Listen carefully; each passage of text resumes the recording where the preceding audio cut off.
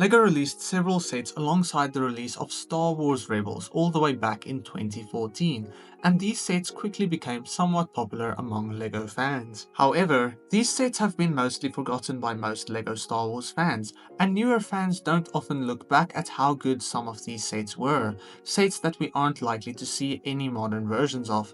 Today I want to look back at the Star Wars Rebels sub-theme and determine whether these sets deserve greater attention today. Real quick, if you do enjoy this video, please consider subscribing as it really supports the channel. But other than that, let's get started. LEGO Star Wars Rebels debuted in 2014 with two sets, namely the Ghost and the Phantom, both new and unique vehicles for the show. First looking at the Ghost, it was an incredible depiction of this now iconic ship, with several good minifigures building the lineup of Phoenix Squadron characters. This ship wasn't likely to ever be seen in LEGO Star Wars again, but alongside the release of the Ahsoka show, we were blessed with a new version of the Ghost. The Rebels version, however, is a classic set that didn't get that much attention before the release of the Ahsoka show, even though it still aged as a brilliant version of this vehicle. The Phantom was the second set releasing, and it was a good little set meant to be bought alongside the Ghost, as it had the ability to lock onto the larger ship. The Phantom was the only set to include Ezra Bridger, and the main issue I have with the set is that it doesn't include a third minifigure, notably Sabine Wren. I feel like for the debut sets for the show, it was really necessary to at least be able to get all the Phoenix Squadron minifigures in the first wave. 2015 came around, including 6 playset scale sets, some of which were really amazing LEGO Star Wars sets. The first one I want to talk about is the Ezra Bridger speeder bike set, including 2 brilliantly designed speeder bikes and a good set of minifigures.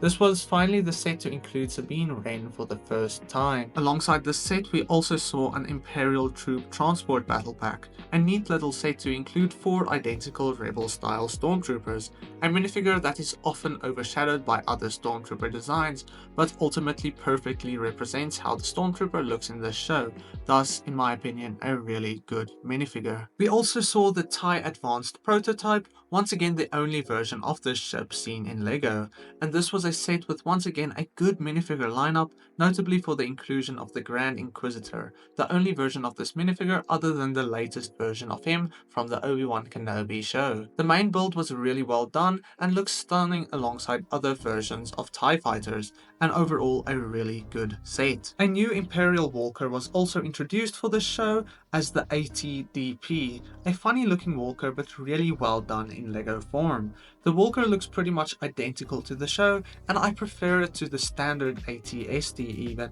The minifigures were also perfect, including Agent Callus as well as these brand new ATDP pilots, which are some of the cooler Imperial pilots in my opinion. The only thing I don't like about this set is the yellow markings being a little bit too much, as in universe it's supposed to be very subtle and barely visible yellow markings. In this first wave of 2015 sets, we also saw the Wookiee gunship, a strange vehicle never seen in Star Wars again, and certainly a set many fans have forgotten about. It isn't as interesting as some of the other sets, but still has a really unique and interesting build and a good lineup of minifigures, including 3 Wookiees and Kanan Jarrus. Overall, quite a cool set. Later in 2015 we saw the Imperial Assault Carrier, and this is my favorite set from the Rebels wave and a set I definitely consider as underrated. The build itself is very cool and includes 4 miniature TIE fighters to connect to the bottom of the ship, and several additional play features. The minifigure lineup is good as well, with a handful of Imperial minifigures and a version of Sabine with her helmet this time. I think the Assault Carrier is definitely a ship LEGO could have remade at some point already, as the ship has been seen in other parts of Star Wars as well. 2016 came around with 4 brand new Rebels playsets releasing throughout the year, the first on the list being Kanan's speeder bike. This was once again a beautiful speeder bike design, and for those who had the first Rebel speeder bike set, this would definitely work well alongside that for a collection of speeders. Once again a good set with a good lineup of minifigures and a good start for the Rebels wave of 2016. Later in the year we saw more sets releasing, such as the TIE Advanced vs A-Wing, one of the first newer ship duel sets. This set included the latest and best version of the TIE Advanced, and probably one of the best A-Wings as well, and a brilliant minifigure, notably Darth Vader, a new version of Sabine Wren, and Grand Moff Tarkin, which is the last time we saw this character other than the Death Star from the same year. Both the Rebel A-Wing and TIE Advanced are two sets that should be remade very soon, as they're both iconic and beloved vehicles depicted perfectly in this set. Captain Rex's ATTE was another set releasing this year, and was a unique take on the well-known ATTE Walker seen in the Clone Wars and the prequels. It accurately represents this modified Walker from the show, and once again included fantastic minifigures. The best thing of these Rebel sets are the near-perfect minifigure lineups for all of the sets. We got to see a brand new Inquisitor in the set, and of course the 3 clone troopers in their older style. However, I feel the only notable flaw in the set is that the clones don't include their helmets, especially Captain Rex and Commander Wolffe, as both are seen wearing their helmets in the show. Overall, a Rebel set I am very happy to have in my personal collection. The final set we saw in 2016 was the Rebel Combat Frigate, mostly the favoured set from the Star Wars Rebels lineup, although most of the set's fame lies with the Ahsoka Tano minifigure.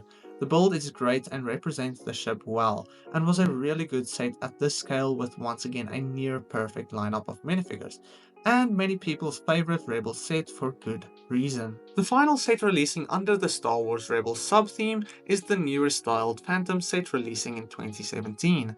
This was a neat little set perfectly representing the Phantom in this style, and is notable for the exclusive version of Kanan Jarrus, as well as the first minifigure for Admiral Thrawn, which quickly became a fan favourite minifigure in the community.